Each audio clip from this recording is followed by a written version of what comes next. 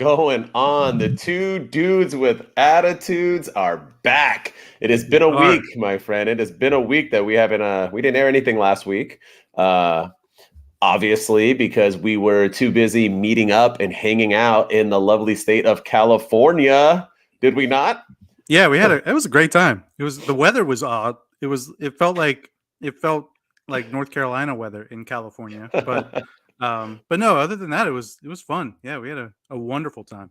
Yeah, we haven't gotten a lot of heat in Cali lately. It's been like raining or windy, and it was a windy, cold trip, and we were trying to find Ubers and we got lost in all of our adventures, but we could talk about that. But I mean, but yeah, man, I'm glad we're back. We're doing our podcast. Last week I took my daughter to Disneyland, so we missed Wednesday, and then you were flying on Friday, so we just could not get those episodes in. So now we are back. We are ready. We both forgot today was even Wednesday because, poor shooting star is like, he's like 3 hours behind or ahead, or we were going to bed at midnight every night, California time. It was B-roll. What's up? What is up? We are finally back. Yes, sir. Yeah. Yes, and last week was, it was a good time. I hate that we didn't do an episode, but it was just the schedule because it was the Super Bowl of wrestling. We should have done like a prediction show or something, but we just couldn't make it work. It was impossible to make it work with the scheduling and the traveling, but it was a fun weekend. It was a crazy weekend, a chaotic weekend. It was a good time.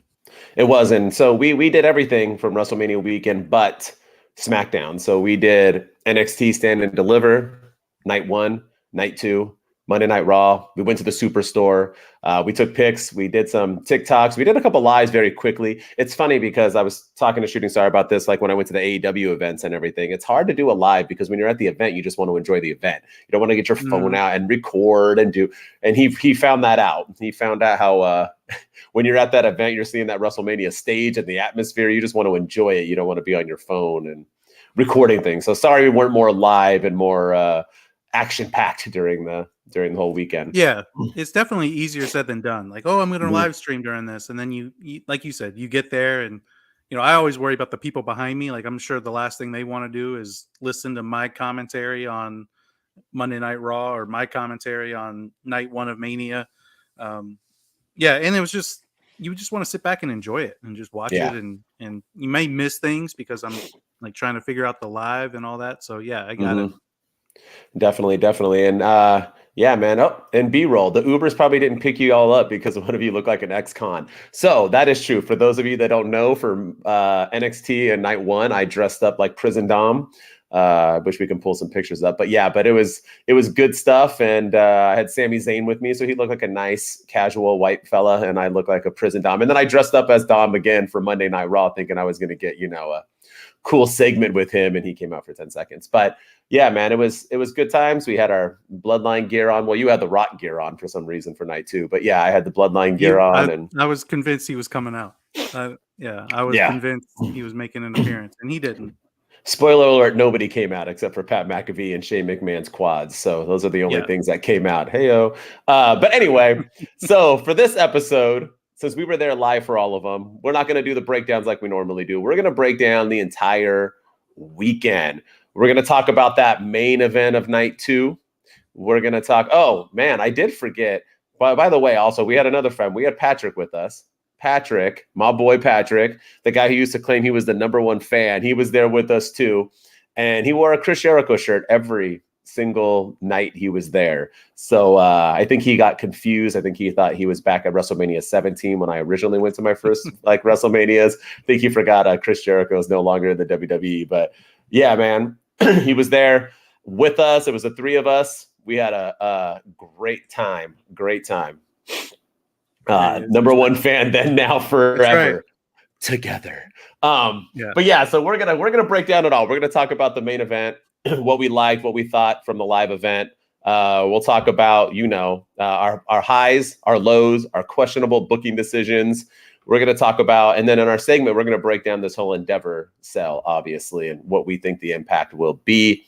Obviously, a lot of rumors going around that the impact already happened on Monday Night Raw. So we were there live, and that was the most garbage Raw I've ever seen in my life. Yeah, it was bad. Straight 3 hours. I can never get back. So let's go, man. Let's talk about Roman Cody.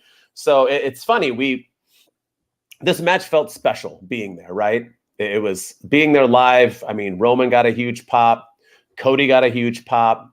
There was even times, I don't know if everybody heard it, but there was times where Cody was getting booed a few times. Roman got booed a bunch of times. And I would say, what do you say, Shooting Star? I would say in the fans in the audience, I mean, there was, I would say like maybe 60% of the people who were wearing either merch were in Cody and 40 were in Bloodline. I don't think it was that one-sided. There was a ton of people in Roman and Bloodline gear, right? Yeah, for sure. It was more divided than I thought it was going to be. I really thought it was going to be pro Cody, anti Roman. But it was probably maybe 60-40 maybe in favor of Cody. But yeah, there was a lot of Bloodline, a lot of We the Ones. They have a new We the Ones shirt in white, and I feel like if you're buying that shirt, even though it's technically for the Usos, you're still supporting the Bloodline. You're still supporting Roman. You're still acknowledging Roman as the Tribal Chief. So that was like one of the most popular items at the merch stores was that white We the One shirt that they came out in at both nights of Mania. Oh, for sure, for sure. And the gift shop, though, the merch store, the big superstore merch store, which was kind of whack. It had only like every other shirt was a Cody shirt. So we were for sure like, all right, Cody's going to go over because they're only selling his merch. But obviously that was proven differently. There was a lot of ones like when Roman threw up that one, we all threw it. When he said Hollywood acknowledge me, we acknowledged him. I mean, we snuck down to the 200s and there's like at SoFi, there's standing room only section. So we went and got beer, food, and just stood right there at one of the bars. And we just watched from there the entire time. And where we were, there was a lot of Bloodline people. I don't think there was that many Cody fans where we were. So maybe it felt different vibe. But what I was hearing online was that, dude, my voice is like gone, huh? What I heard, excuse me, after was that the crowd like went silent when Cody lost. But being there live, I didn't get that vibe at all. I heard boos. There's people cheering. I thought it was more chaotic than it was silent. I didn't hear any silence. Am I wrong with that? I mean, Patrick's in the comments too. He can throw it up there, but I didn't. No, there was no silence where we were. No, I think it was more. I think people were shocked. I think because I think this was the first time in a long time that Roman was not the favorite going into this match. I think he was favored against Kevin Owens. We knew he was probably going to beat Sami Zayn. Maybe Drew McIntyre was probably the last time that he wasn't favored because it was in McIntyre's hometown when they wrestled. But yeah, I think fans were literally shocked. I think they really thought Cody was going to be the one to dethrone him. But I wouldn't say it was silent at all. I think it was still loud. The boos were people were very vocal about their opinion on the outcome, whether they liked it or disliked it. I would say the audience was divided, but I would say it was far from silent. Yeah. Yeah. And Cody was definitely favored. But what I'm getting at is that there wasn't like it wasn't like Roman just was ignored. I remember being loud, mixed with cheers and boos, far from silent. Yeah, me too. Yeah. So once again, maybe things don't play across on TV. We hear things differently being there. The match itself, I thought was a classic. I thought it was, if we're going to pick 5 matches that were the best matches, I think that would have to be in the 5 out of the 2 nights of WrestleMania. I thought they delivered always. Roman tells a good story and Cody tells a good story in the ring. I know that the end was the same thing. Usos coming out and Solo helping and this and that, but that's the way the cookie crumbles, y'all. And I think the right person won. I don't think it was time for Cody to win. I said that beforehand. I think the story and finishing the story needs to be with Jey Uso. I still firmly believe that. The Patrick says, we were standing next to the entrance fireworks, though. Maybe it was ringing in our ears. And those fireworks are loud. And they have a guy, because we were next to the ramp, who preps you. He literally works for the WWE and he goes fireworks are about to come. He gives you a warning so people can cover their ears and stuff. It's pretty funny because that stuff is loud, especially in SoFi because it's such a big stadium. Different than Monday Night Raw. Monday Night Raw wasn't really that loud. Either was NXT, but 2 different arenas, right? They were at Crypto and they were at SoFi, outside and inside and so on. But yeah, man, I thought the right person won. I think the story needs to end with Jay. I don't think it should have ended with Cody. I don't think Cody is ready for that prime spot yet. I know people are going to say, but his merch and this and that. Roman's not ready to lose the belt yet. I thought the right man won. I thought it going in. I wouldn't have been shocked either way if who would have won, but I think Triple H and them went with the right person. I agree. I think it was the right call. And like we talked about with the merch, I mean, it was everything at merch was Cody Rhodes or for some reason G.I. Joe John Cena. John Cena, That was all they. That's all they had. Like you wanted a Roman Reigns glove, and they didn't have that anywhere that we could find. You the wanted Roman Paul Heyman shirt. Yeah, the Roman Paul Heyman shirt. We couldn't find that anywhere. No matter where we looked, it was either championship belts, G.I. Joe John Cena, or Cody Rhodes. And Cody Rhodes was everywhere. His face was everywhere. He was on every shirt. There were shirts that say "I was there," making people think that maybe you were there when Roman got dethroned. So the way they were selling the merch made you think that they were going to pull the trigger and have Cody win it. And I would say a lot of fans got swerved, but I do think it was the right decision. I think it was the right call to have Roman win. And we said it probably a couple. I know it was one of your unpopular opinions a few weeks ago that Roman should win at WrestleMania. And then, I've been saying that I think it's finish the story. That's all Cody Rhodes has been saying, but I feel like it's a better story now for him to keep getting close, always be that he's always the bridesmaid and never the bride. He came back last year. He tore his pec. He was probably primed to be the guy to dethrone Roman last year if he hadn't torn his pec. And then he came back at the Rumble and, came in at number 30, won the Royal Rumble, and then gets close at Mania. He was close. He had Roman pinned. He had him beat. And Roman outsmarted him yet again, and so I think it's a good. And now he's probably going to be feuding with Brock Lesnar, so he's got to go through that again. And I think it's a good story for if he is the one that finally dethrones Roman. It shows his trials and tribulations of how he got there, as opposed to. Well, he's undefeated since he's been back. He's won everything since he's been back, and of course he's going to beat Roman because they gifted it to him. He didn't earn it. Now I think if he is the one, he'll really have earned it. But I agree with you. I still think it should be Jay. Yeah, and I think I'm going to throw it out there before we move on that Roman will have the belt till next year's WrestleMania. I don't think he's losing it before WrestleMania. I'm going to say it now. I think he'll lose it at 40. I think they're going to keep it going. And even by that, who knows about that time? I don't think he's going to beat Bruno's. I don't think they're going to let him have it for another 1,800 days. Yeah. But I think it's 2,800, right? Yeah. Isn't it something that long like or something? that. Yeah. So I don't think they're going to do it that long, but I think he'll have it for another year. And whether it be The Rock or Jay, I think it'll be Jay, or Cody. But now it looks like Cody is moving on to Brock, which we'll get into, I'm assuming, during our highs and lows and questionable booking decisions. But with that said, man, let's go into our highlights. What did we enjoy? We already talked about Roman and Cody, so we don't need to go into that, but highs and lows from the whole weekend. I'll throw out a few, and then I guess you can throw out a few. I have to put Gunther on there. Gunther has made the IC title feel legitimate again. I think it's awesome that this dude can have a match with two other guys and all they do is basically chop each other. I think there was some 100 and something total chops between the three of them. You gave us the stats at some point during Wrestlemania weekend. I think we were all a little drunk, but I remember hearing them. But they were chopping the bananas out of each other. And the fact that you could chop yourself into a 5-star match says something. I'm glad Gunther won. Gunther has a very, very bright future. I'm going to go with Logan Paul. Logan Paul was one of my highlights. I know he's wrestling. Everyone he wrestles is a star. I know he might get helped and get carried and such like that, but this dude can go. He's entertaining. The stupid Prime bottle that came out with him that ended up being KSI was hilarious. That Logan Paul Seth Rollins match was fine. Logan Paul's yet to have a bad match. So you guys can hate on him all you want, but dude is bringing it. I'm going to go Austin Theory. I wore a shirt for a reason. I know the match wasn't a 5-star match. It didn't need to be. All that needed to happen was that Theory was going to win, and thankfully he did because it looked like it was trending towards Cena. So I'm glad Theory got that win. I'm going to go Dominic Mysterio's entrance. Yes. Dominic Mysterio's entrance. I know I came as Prison Dom. I know I was feeling it, and I'm part of the Dom fan club. But dude, that promo of him getting out of prison and then them back in, and we were saying that the whole time. We're like, please come in cuffs. They better be pulling up that police car and them pulling it up, the corrections vehicle, and having him walk out in handcuffs and with Ray's mask on, and that might be the greatest entrance of all time. And I've seen some damn good entrances. Hopefully I left you some highlight people, but yeah, that was, to me, those were some of my big time highlights.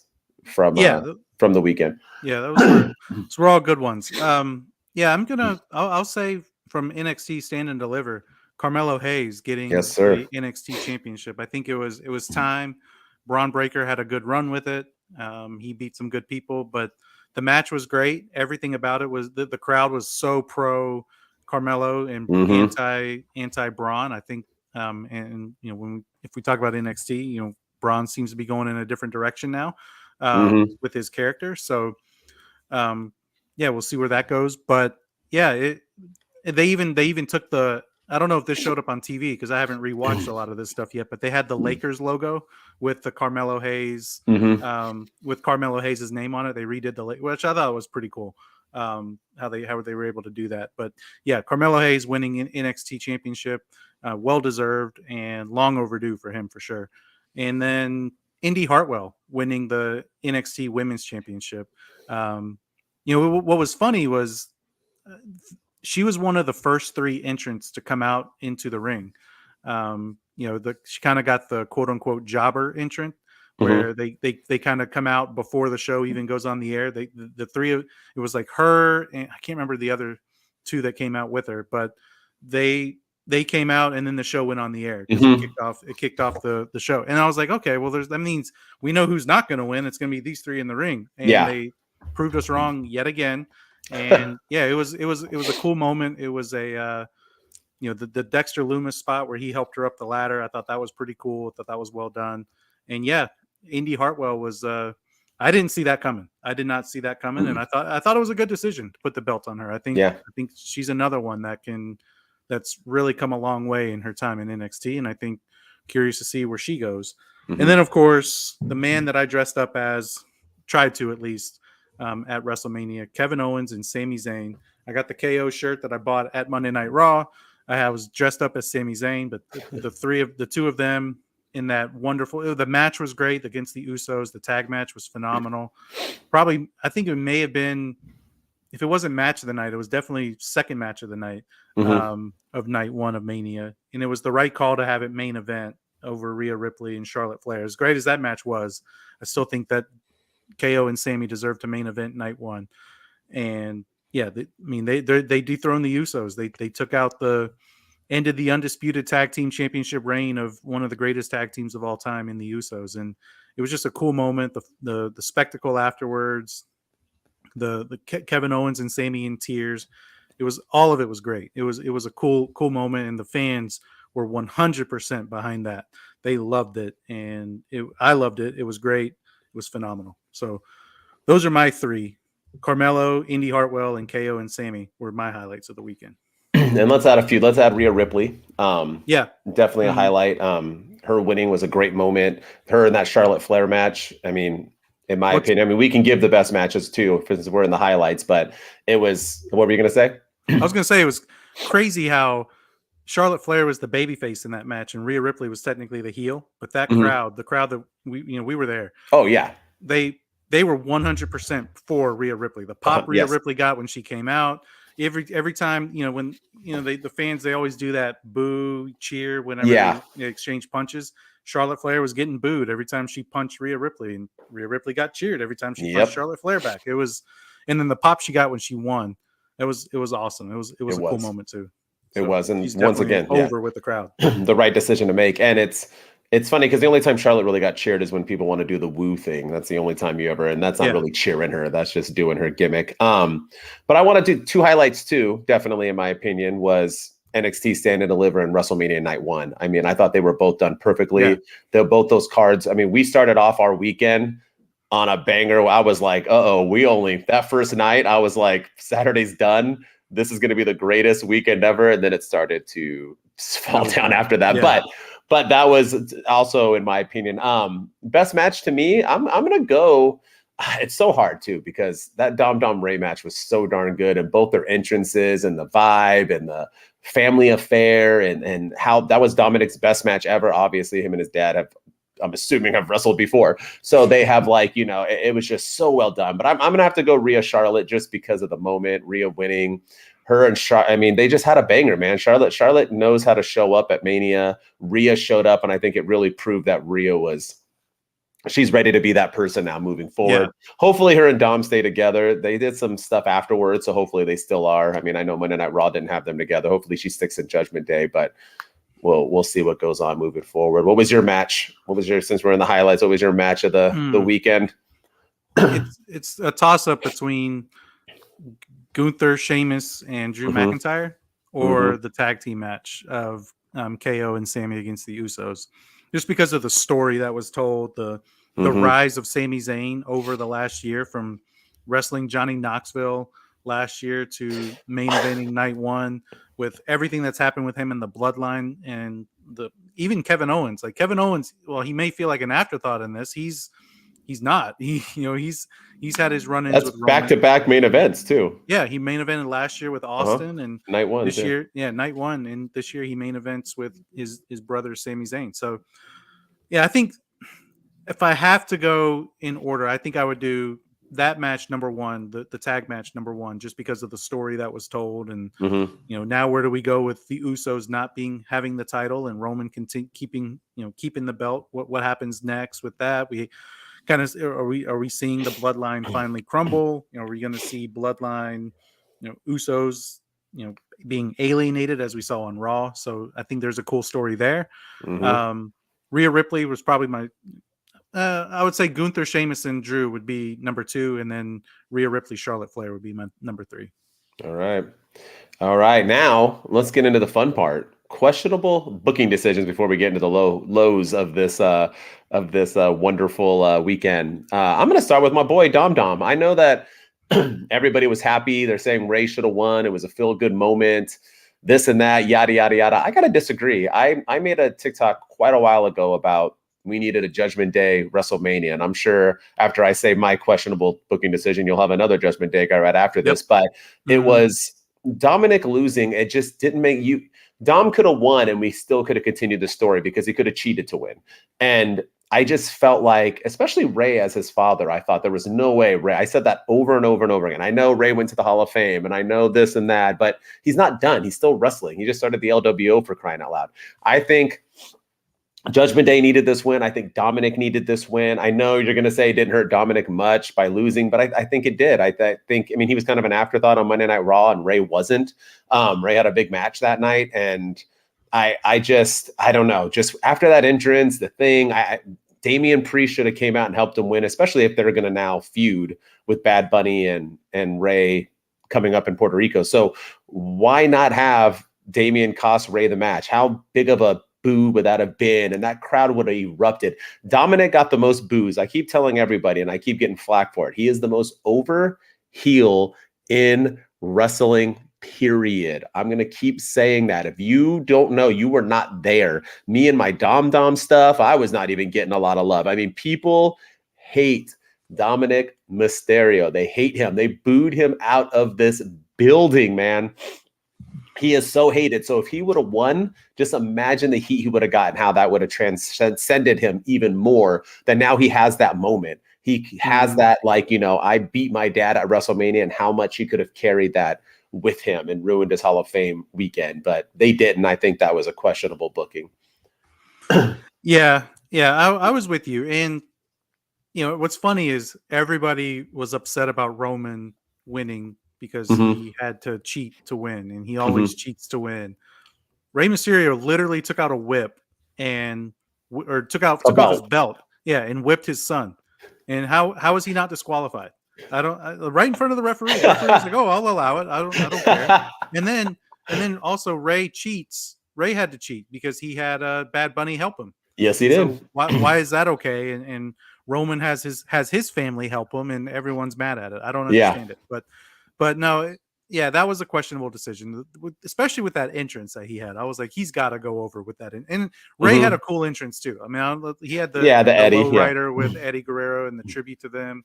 That was Snoop Dogg driving. That was pretty cool too. But Dominic's entrance was far better. And I think Dominic should have gotten the win. And I would have loved it because last year was Dominic's first WrestleMania, and I think they won over Miz and Logan Paul. If I'm remembering correctly. So he could have come out on Raw and cut a promo about being undefeated at WrestleMania and being 2-0 and playing that, playing up the prison thing and playing up the fact that he's like the next Undertaker at WrestleMania. He's 2-0.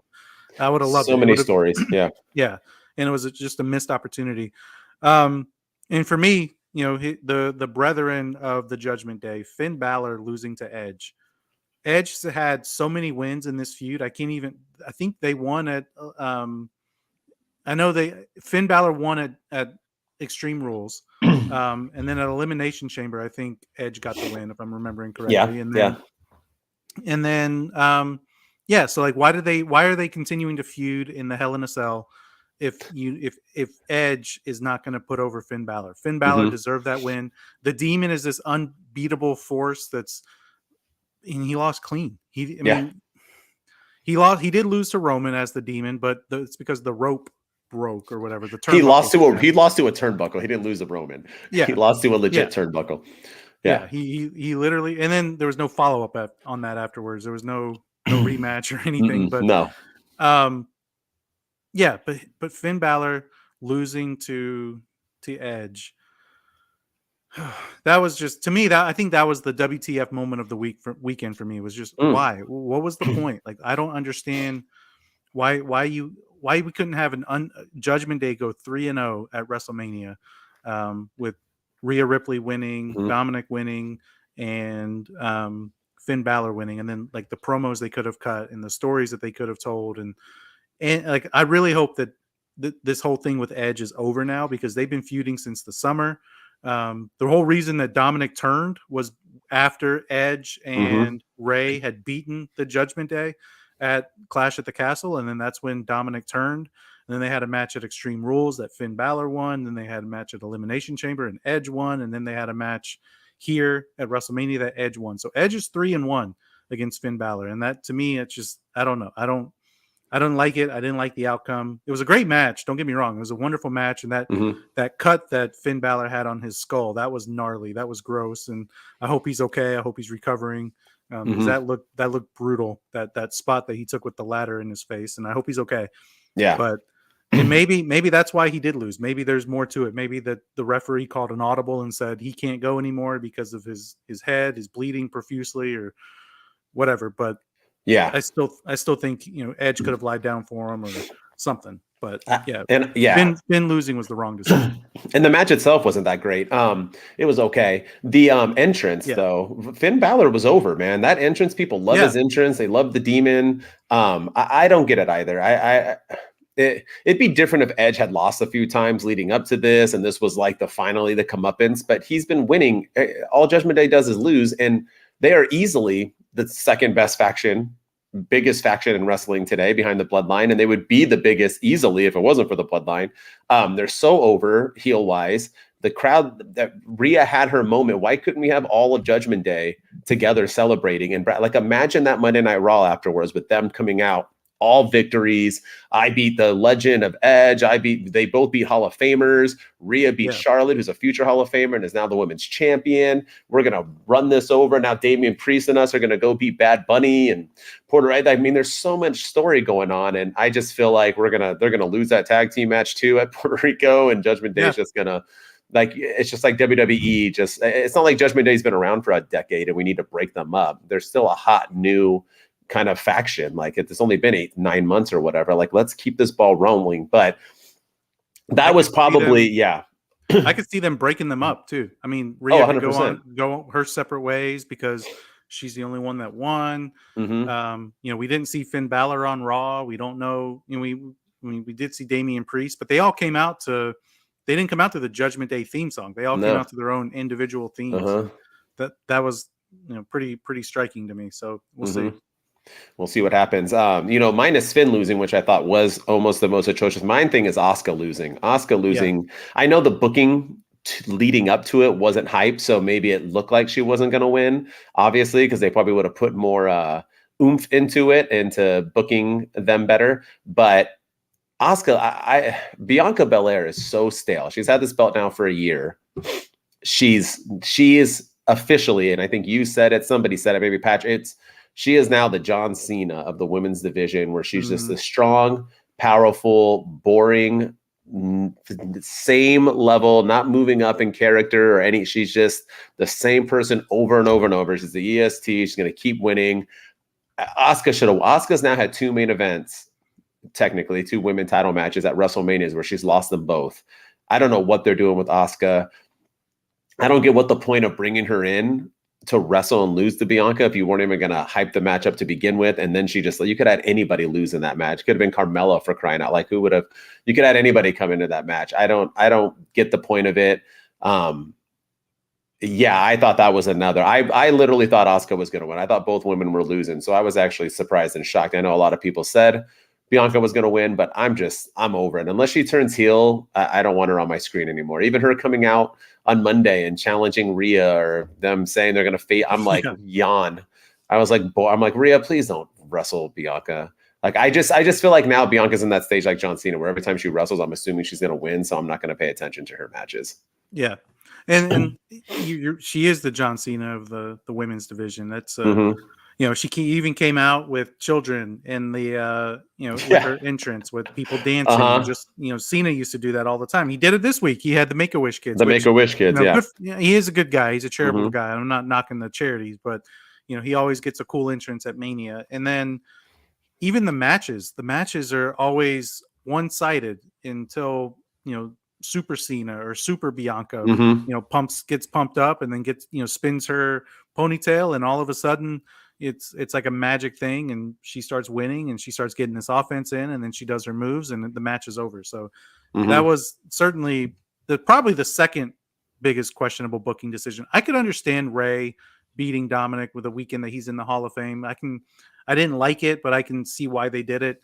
But I don't see why they did Finn Balor losing to Edge, and I do not see why they did Asuka losing to Bianca. I think that was the second biggest WTF moment of the weekend for me. Was just definitely why do this?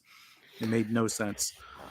So for me, we talked about the Stand and Deliver and what a banger of a show that was, and there was a banger of a match on there between Johnny Gargano and Grayson Waller. For sure, and that match had everything you wanted.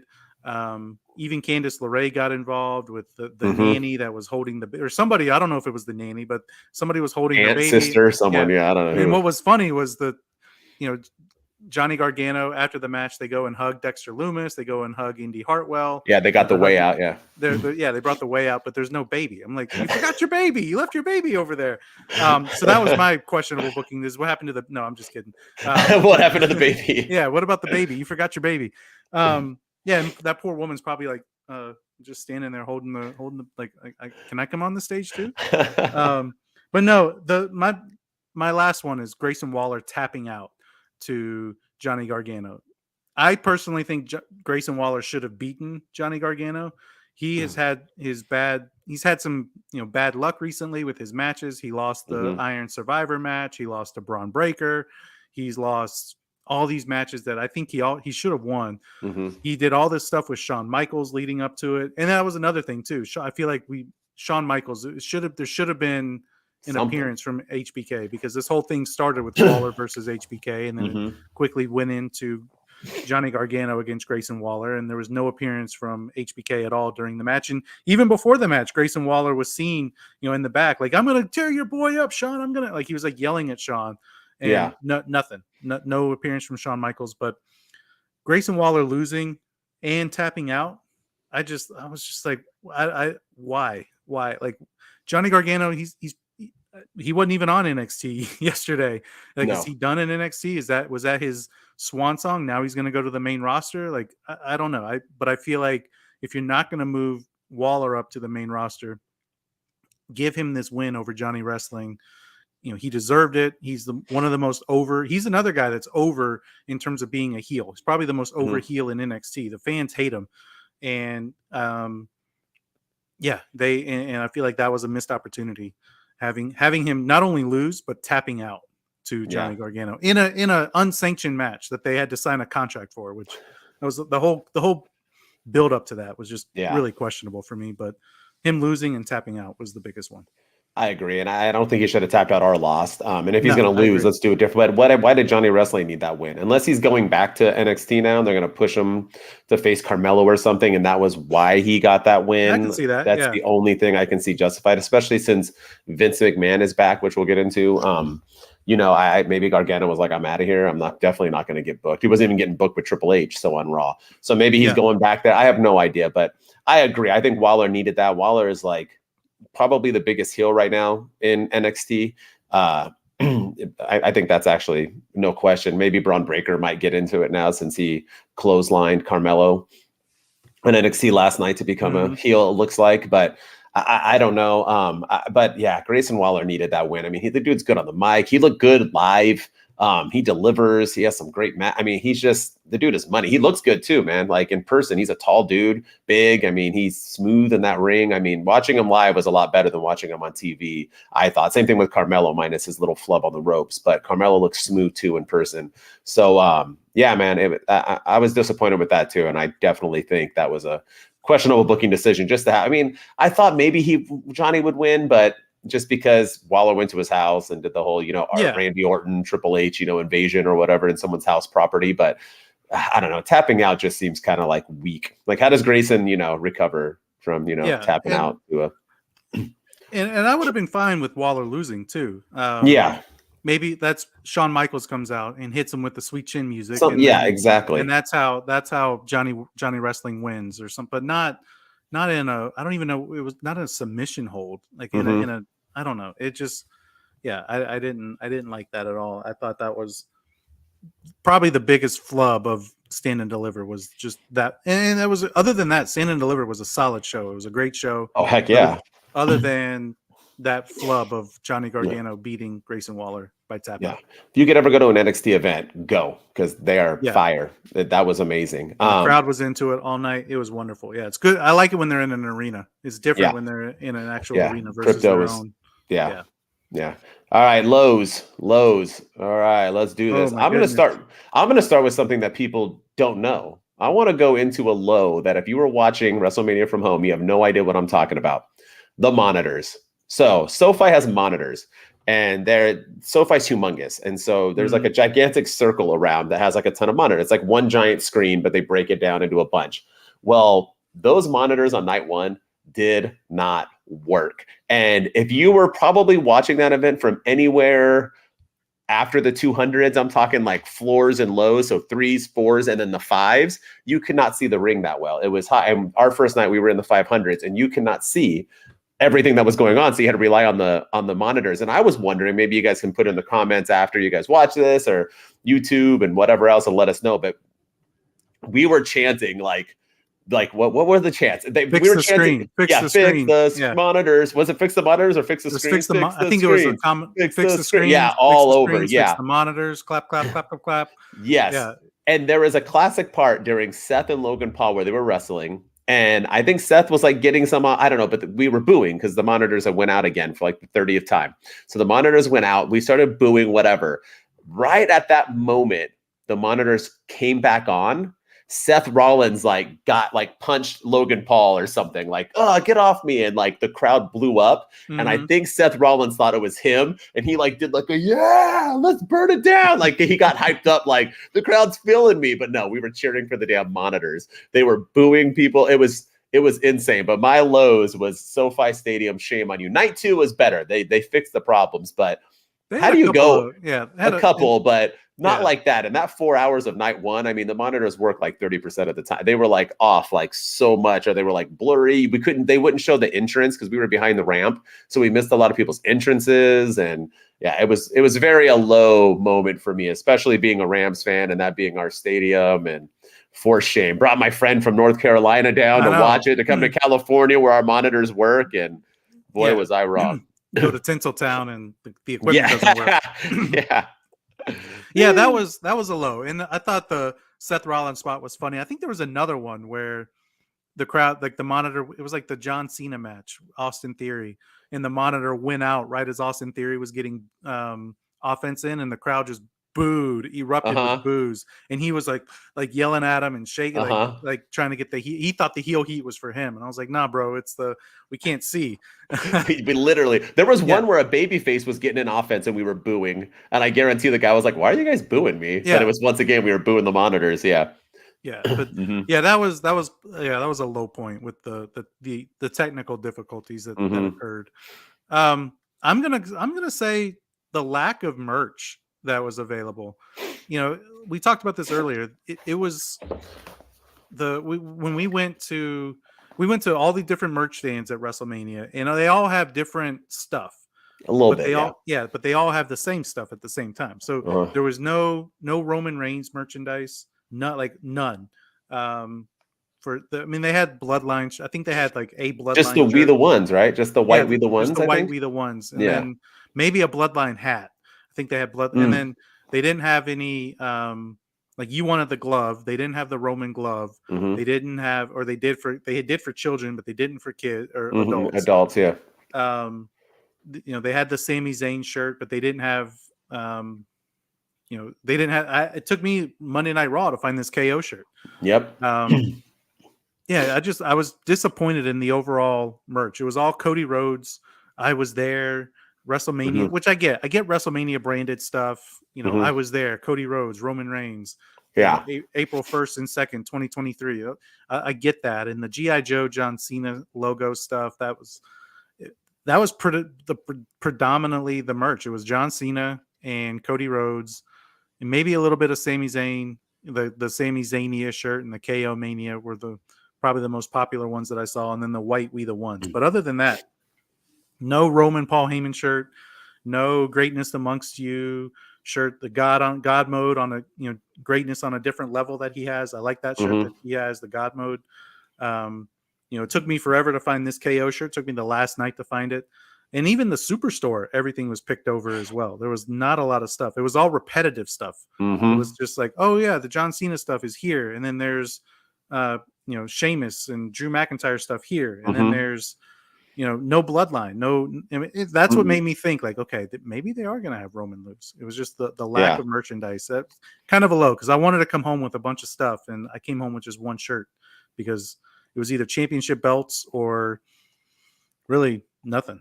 So yeah, and I planned on brought cash to get merch too, and I was excited. And if you were like just like a fan of like a non-big wrestler, like say you liked Bobby Lashley, or say you liked Alpha Academy, or say you liked shirts. No, there was like one Rhea Ripley shirt, and it was like a random one. They didn't even have the Prison Dom shirt, because I would have got that too. The one she was wearing it all WrestleMania weekend, so I thought since she's advertising it, they'd have like the Prison Dom where he's like I won't survive, and it's like a comic strip or whatever. It's like the two pictures. She was rocking that.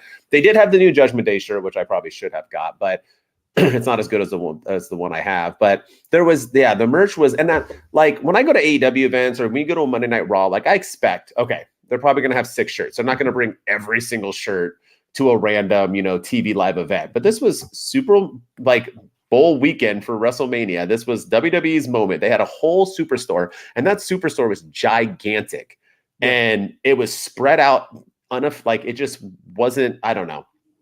And like you said, there wasn't even like old, like I was expecting like Attitude Era shirts and new shirts and baby faces and hit like things where you can get like old Austin shirts or a DX shirt or an NWO shirt. They had like nothing. It was nothing. It was pretty bad. It was mostly John Cena and Cody Rhodes shirts, literally. Yeah. And that John Cena G.I. Joe shirt was stupid. So even if I was a John Cena, he wasn't even in the movie. He's not even in the movie. I don't get it. The Rock is in the movie. Like, I don't. And John Cena was there for like 1 second. And people, if you like blinked during WrestleMania weekend, you would have forgot Theory and John Cena even wrestled. They also had a flannel with Brock Lesnar's logo. Oh yeah, but it was a yellow flannel. Like he's worn like a blue flannel with cut off sleeves. Yeah. But the one they were selling was a yellow flannel with long sleeves and his logo on the back. I'm like, his tattoo.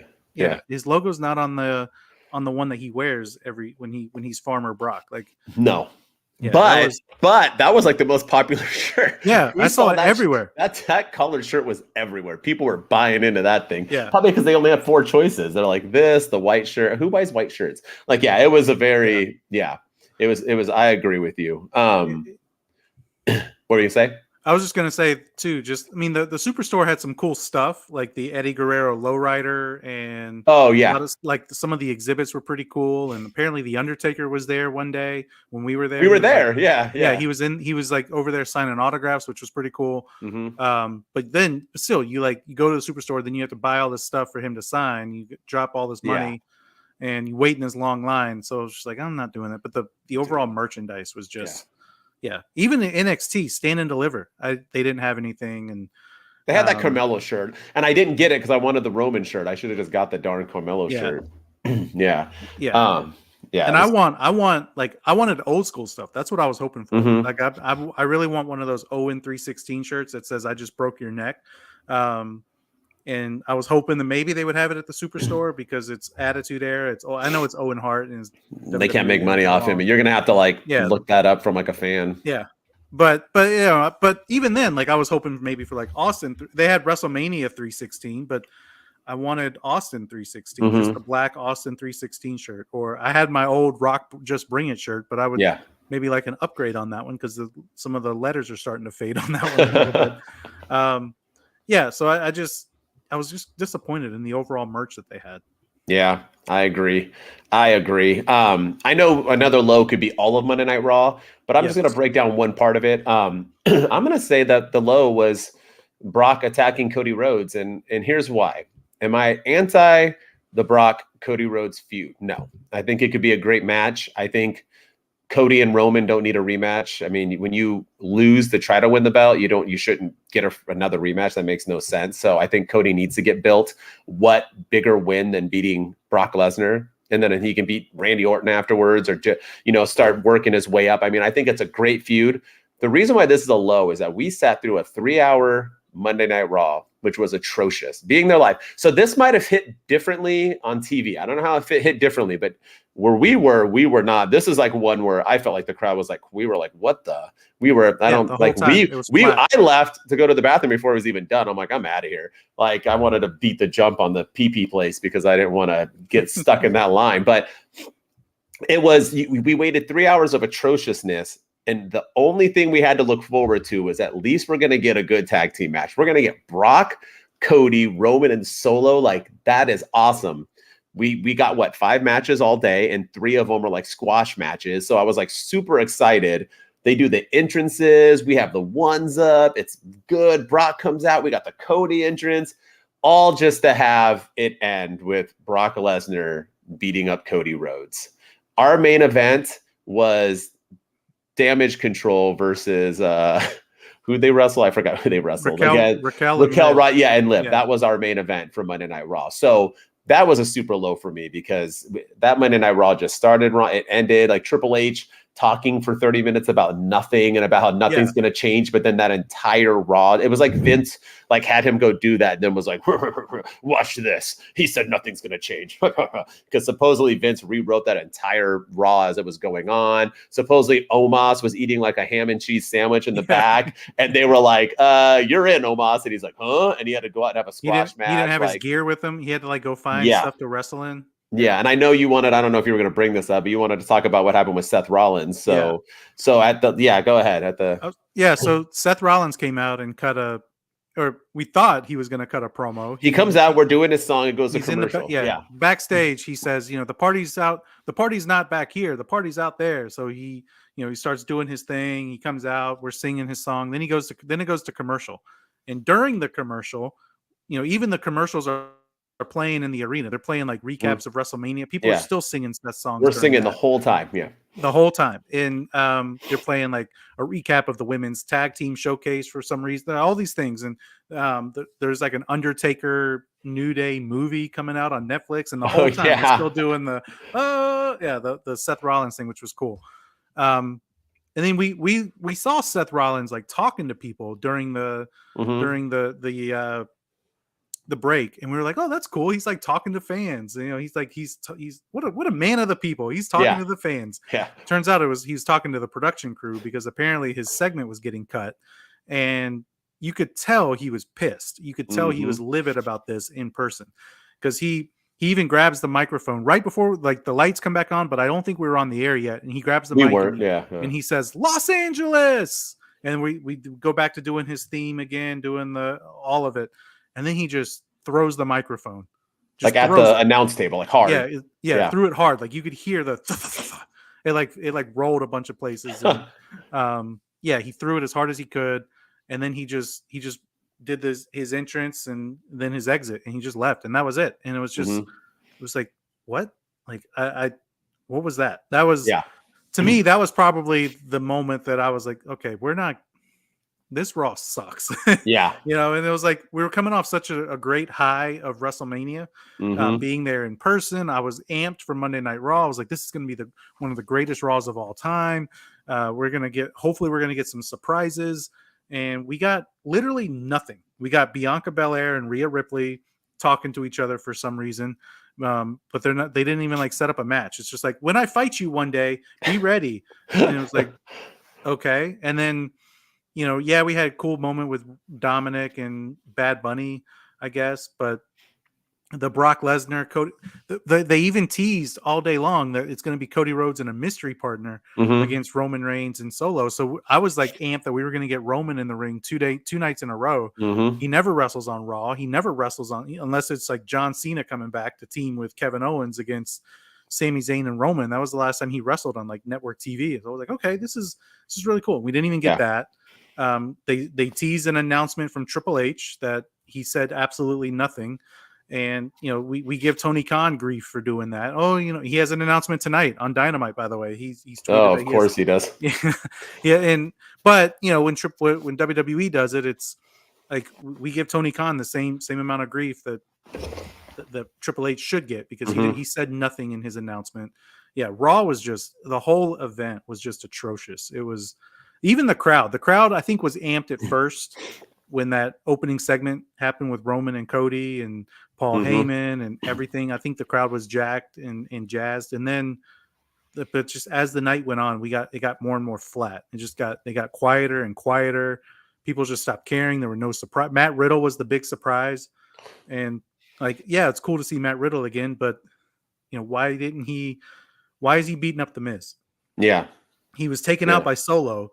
And he comes out and he's all like, "Yay, I'm happy to be here." And he beats up the Miz. Like, go after Solo. Go after the guy who put you out. That's like Wrestling 101. You go after the guy who took you out.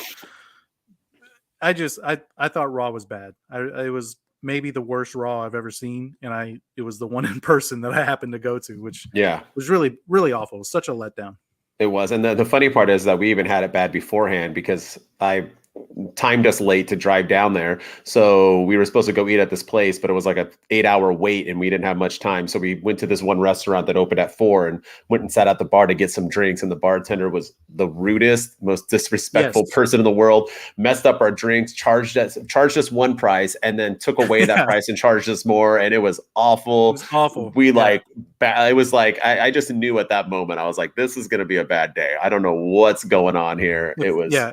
If I had to rate it, I would do night 1 of WrestleMania, then Stand and Deliver, night 2 of WrestleMania, and then that burger that we had on the walk back from SoFi after night 1. That place was jamming, yeah.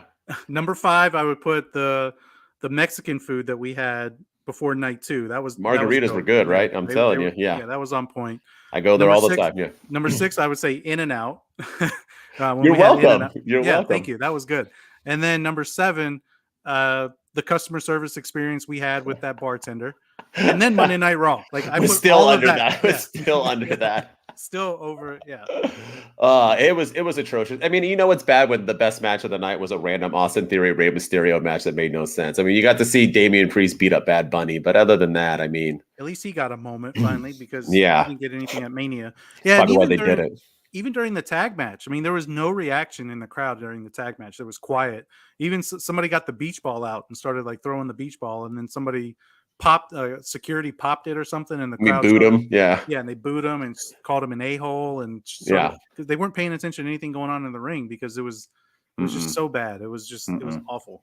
Well, and the rumors now is that Bayley walked out like Sasha and all this other fun stuff. So apparently on commentary, again, you don't hear commentary in the ring, which I always thought that when you go to an event, you hear commentary. And I learned that maybe like 5 years ago when I went to my first event. I was like, oh, you don't hear any of the commentary. I thought you No. heard it in, but yeah, apparently on commentary they didn't mention Bailey's name at all.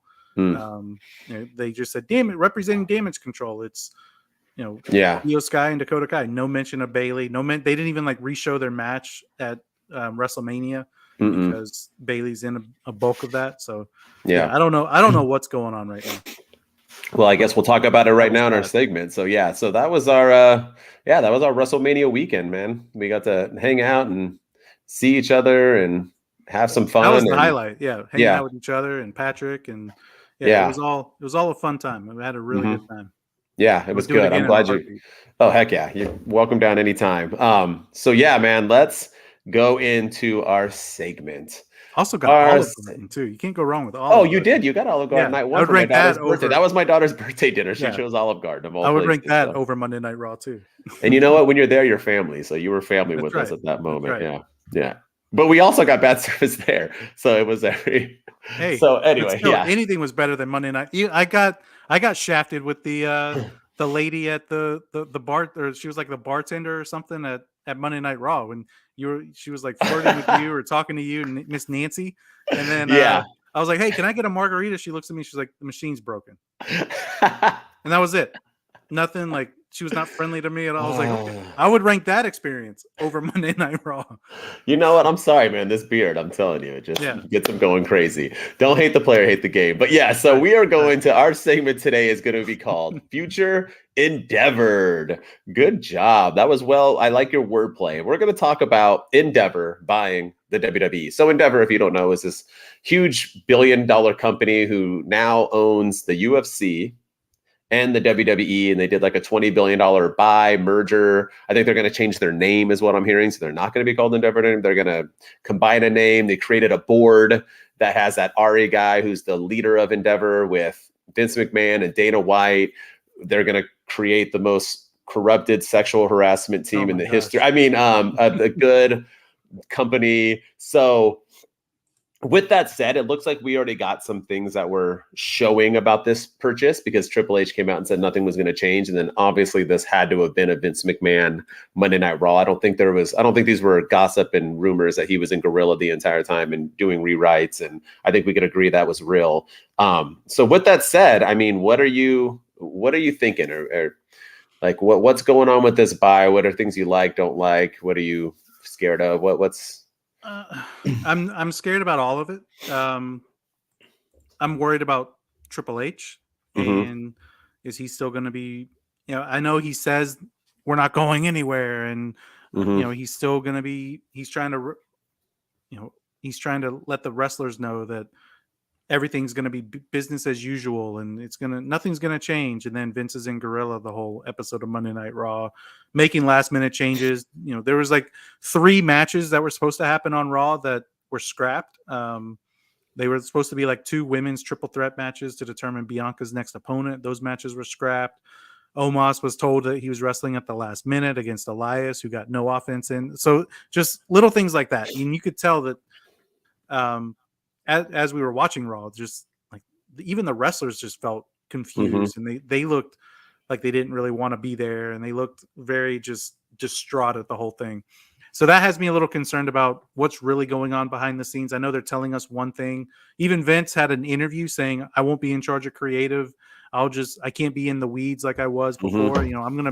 I'll oversee it, but Triple H is running it." Yeah. But then you hear the reports that he was at Monday Night Raw the whole time. So I do think the true test of that will be SmackDown this Friday. Like if Vince goes to SmackDown I think it's in Portland or somewhere like that. If he goes to SmackDown, then I think we kind of have an idea that he's going to he's doing this for the long haul. If he is really hands off, and maybe he was only doing Monday Night Raw because he was in LA for WrestleMania weekend. You had the Hall of Fame, you had all the events, you had the merger, you had the sale. But if he's traveling and he goes to Portland with the WWE, then I think we're gonna see some changes in the main roster, and that has me a little concerned. And then other things too. Just I don't want to see UFC guys competing against WWE guys. I don't want to. Conor McGregor should not be the one to dethrone Roman Reigns, and that has me a little scared that maybe that's like that they'll do something like that instead of telling let Conor McGregor finish the story, or we're going to get Conor McGregor versus, you know, I don't know, Solo Sikoa at SummerSlam, or in Saudi Arabia. We're going to get, you know, in an octagon, Roman Reigns against, I don't know, Cody Rhodes. I don't want to see that. I want to see, I want to see them be separate things, but I have a feeling that we're going to see UFC guys come into WWE guys go into UFC. The whole thing just really, really makes me scared and makes me nervous about all the changes that are going to go on, because we've had a really fun, like maybe 9 months of WWE, 9 months of Triple H booking. It's been great. Long-term stories have been told. Vince McMahon was known for, even if something was getting over in the crowd, if he was bored with it, or if he hated it, or if he didn't like it, he stopped doing it. And I told you when we met up that I didn't think Sami Zayn, if Vince McMahon was running the show, and he never had these sexual assault allegations, he never gave up creative, I don't think Sami Zayn would have had the rise that he had in 2022, early 2023. Like the ending of the Royal Rumble, he wouldn't have, I don't think he would have main evented Elimination Chamber, because I think Vince would have seen it and been like, oh yeah, the fans like it, but I don't. So next week you're going back to, you know, losing to, you know, Elias on, you know, you're going to lose to Dolph Ziggler next week on, you know, in a random match. So that has me a little concerned, is that the cool stories that we're seeing now, he's just going to get bored with them and scrap them, and, you know, we're going to go in completely different directions. Yeah, I mean, that's my biggest fear on this sell, because I think, well, no, so I have a couple. So I don't know if they're really going to do too much of the cross promoting, in the sense that we'll have Connor come in and this and that. But I do think we'll have, since they're owned by the same company, and I don't think the sell is official yet, right? Isn't it going to take a little bit? I don't know. I read something that it's a few months and then but either way, I think we're going to get a lot of UFC commercials on WWE events and WWE commercials at UFC pay-per-views and events. And we're going to get, you know, Brock Lesnar sitting in the crowd at a UFC, and we're going to get Conor McGregor sitting front row at a WWE, and they're going to do cross promotions like that way. Signings and autographs, maybe we'll get them mixed, right? Like, come do signings where you can get this, you know, you can have Conor McGregor, John Cena, and, you know, whatever, have signed autographs. I think we'll get stuff like that. I'm hoping it won't go much. My biggest fears, though, is that endeavor with UFC is, you know, they're with ESPN Plus, and they sell their pay-per-view still. And their pay-per-views are like $75. And I used to buy every UFC pay-per-view. Now I miss a lot, because I don't feel like coughing up $80 a month to watch a pay-per-view card that has two good matches.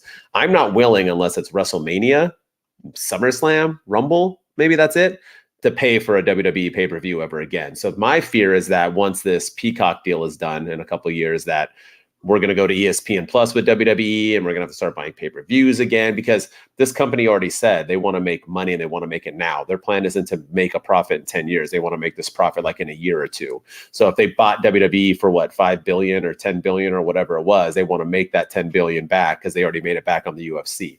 So that's my fear, is that they're going to do things differently in the sense of money hungry, because that's all this guy cares about.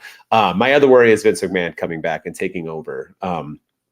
That Ari guy is in love with Vince. He even said, I wouldn't even have thought about buying the WWE if Vince wasn't part of it.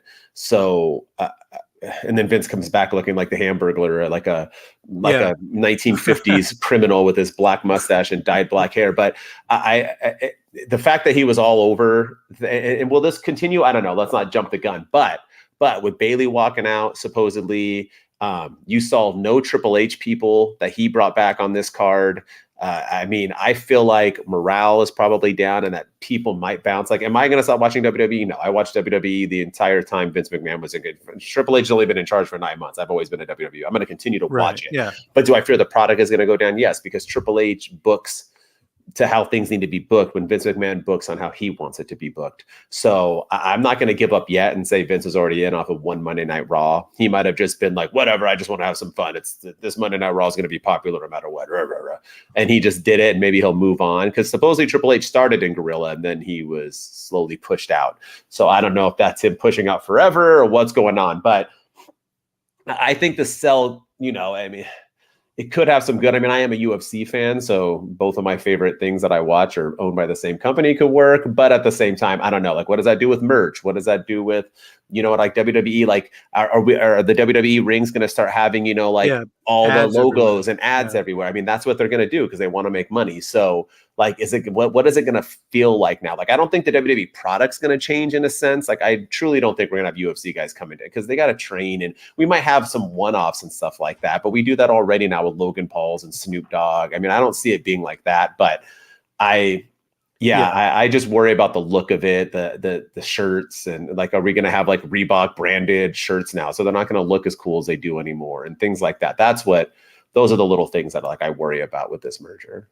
Yeah, I think those are all good worries, and those are things I'm concerned about too, especially the pay-per-view model. And you know, I know there's people out there that are like, well, real wrestling fans they'll buy the pay-per-views and support them no matter what. And I think because we did it in the 90s and we did it in the early 2000s, but we've been spoiled for the last 10 years with the WWE network and the Peacock. It's one of the big selling points of the network and Peacock was you get all the pay-per-views. You get 30 days free. You can even get a pay-per-view for free if you sign up at the beginning of the month and the pay-per-view comes at the end of the month. You know, you can get an event for free. So now we're going to go back to paying the monthly subscription and $60 a month for an extra event. I worry about the TV deals with all this too. Like, what does that mean? Because, you know, is SmackDown still going to be on Fox? Is Raw still going to be on NBC Universal USA? Or are they going to go to, you know, an all online format with their shows, and we got to find another streaming service to pay for? Yeah. Are they all going to go to ESPN Plus? I mean, I don't know. I don't know. And so, I mean, I'm willing to see what happens, but yeah, I've read all the reports that morale was at an all-time low. Some people are asking to leave. Bailey may have left. And so I'll tell you, if I'm Tony Khan, I am breathing a huge, huge sigh of relief right now. And he's got to make Dynamite great. He's got to make AEW like must-see TV week in and week out, because and if I'm him, and if I'm like guys like FTR, I know they have that, if we lose the tag match tonight, we're leaving AEW. I'm re-signing with AEW no matter what. I don't care. You know, I think Tony Khan can breathe a sigh of relief, because I don't think Adam Cole's coming back to WWE anytime soon. The bidding war of 2024, maybe they'll offer MJF a significant amount of money.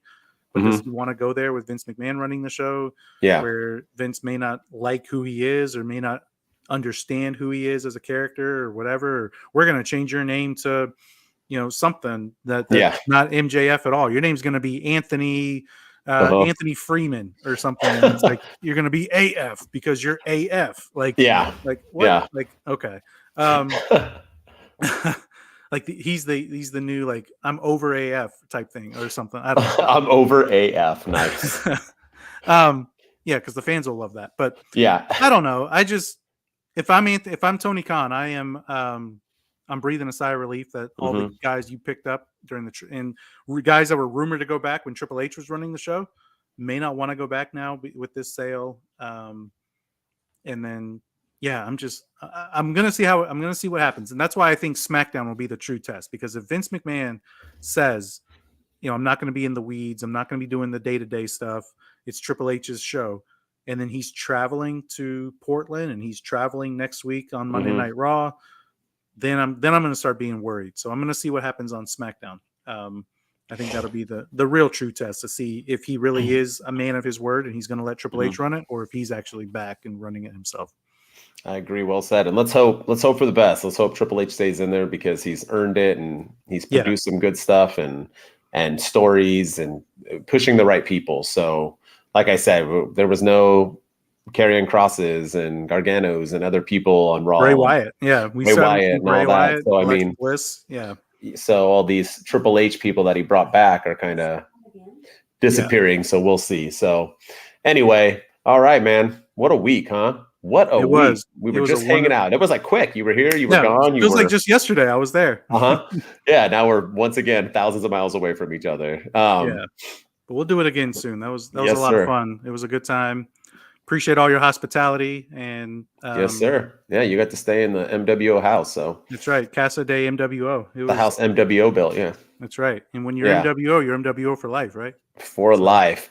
For Yeah. life. And we brought down our secret. Oh, that's what I was about to say. And Patrick, hell of a lot of fun. And we brought Patrick, Mr. Patty Whack himself with us. So we couldn't have had as much fun without Patrick. So he was the one who snuck us down to the Roast 200. So section 200 to watch that event closer on night 2. So we didn't even go to our seats on night 2, like whatsoever. We weren't even like near them. I have no idea where they were. So, but great time as always. That's our episode. We will see you Friday. Keep those subscribers going. We're over at 150 now on YouTube. We're starting to boom on Twitch a little bit. We're good stuff. Keep us locked in and keep subscribing and telling your friends about us. So as always, I'm Mr. MWO. And I am America's favorite ginger kid, Shooting Star Press. That's right. SSP, the honorary dude of Wrestle Talk and honorary dude of podcasting and everything. So go rate us and review us on Apple and Spotify as well. The more love we get there, the more 5-star ratings, the more our content gets pushed, and everything's an algorithm these days. And, we got to try to crack the code somehow. And the way you can do it to help us is to leave us ratings and reviews and subscribe and follow, all that fun stuff. So keep it up. Keep it up. We appreciate all the support we're getting. Thank you. 2 dudes out. That's right.